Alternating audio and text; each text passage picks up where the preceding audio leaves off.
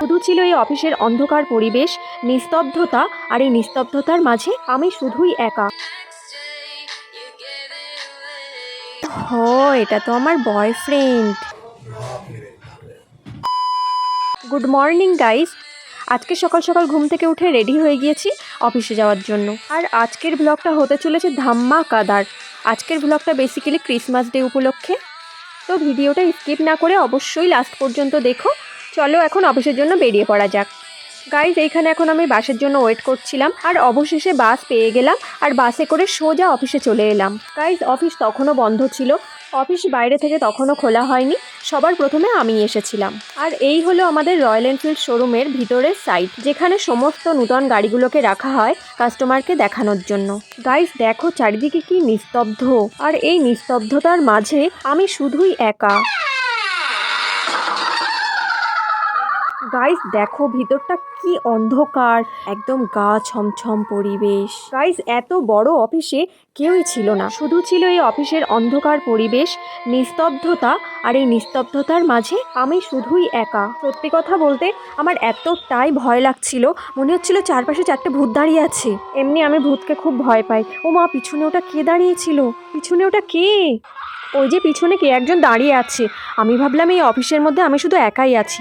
না যাক বাবা, কেউ একজন তো আছে, কিন্তু ওটা কে? ও এটা তো আমার বয়ফ্রেন্ড। গাইস এটা আমার বয়ফ্রেন্ড। আমার বয়ফ্রেন্ডকে দেখো তোমরা। গাইস দেখো আমার থেকে আমার বয়ফ্রেন্ড কত লম্বা। এর সঙ্গে দেখা করা হয়ে গিয়েছিল, তারপর একেবারে ফ্রেশ হয়ে অফিসের কাজ করতে লেগে গেলাম। গাইস সকাল সকাল একটু ভুলভাল বকছিলাম, দেখো। গাইস সকাল সকাল চলে এসেছি, আর অরিন্দমদা জল ভরছে। গাইস দেখলে সকাল সকাল কেমন ভুলভাল বকছিলাম। এতদিন অফিসে কাজ করছি, এখনো সবাই নাম গুলিয়ে যাচ্ছে। তমালদাকে বলছি অরিন্দমদা, ভাবো তাহলে। তারপর একটু সংশোধন করে নিলাম। গাইস সকাল সকাল চলে এসেছি, আর তমালদা জল ভরে নিয়ে যাচ্ছে। গাইস এরপর অফিসে সবাই চলে এসেছিল, আর এই দেখো আমাদের অফিস আমরা কিভাবে সাজিয়েছি।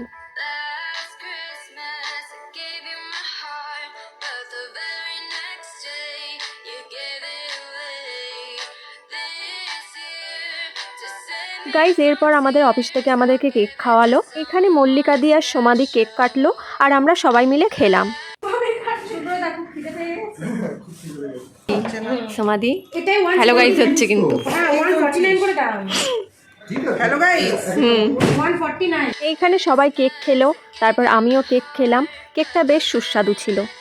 এরপর আমি এই ক্রিসমাস টুপিটা মাথায় দিয়ে একটু ফটো তোলার চেষ্টা করছিলাম, কিন্তু এই টুপিটা আমি ঠিকঠাক পরতেই পারছিলাম না। এইটা হচ্ছে আমাদের প্রদীপ দা, ভাব নেবেন না। প্রদীপ একটু বলুন, ভাব নেবেন না। গাইস এরপর আমি আমার বয়ফ্রেন্ডের সঙ্গে আবার একটু দেখা করতে এসেছিলাম, আর একটু বয়ফ্রেন্ডের সঙ্গে ফটোও তুলছিলাম। গাইস আমার বয়ফ্রেন্ডকে কেমন লাগলো সেটা অবশ্যই জানিও। এরপর আমাদের office Royal Enfield showroom the country মোটরসের বাইরের সাইডটা দেখো।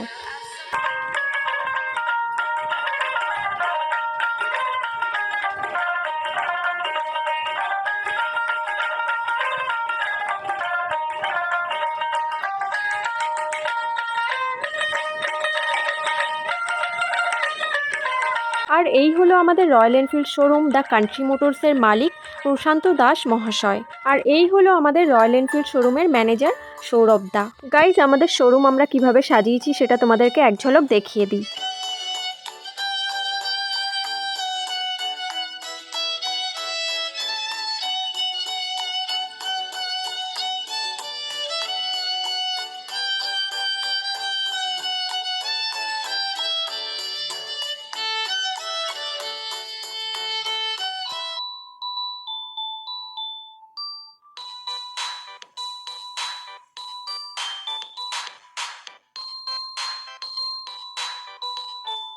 গাইজ আমাদের অফিসের একটা কাস্টমার এই কুকুর বাচ্চাটিকে নিয়ে এসেছিল, তো তাকে একটু আদর করলাম। গাইজ আজকের ব্লগ ভিডিওটা এই পর্যন্তই। ভিডিওটি ভালো লাগলে অবশ্যই একটা লাইক, কমেন্ট, শেয়ার আর সাবস্ক্রাইব করে দিও।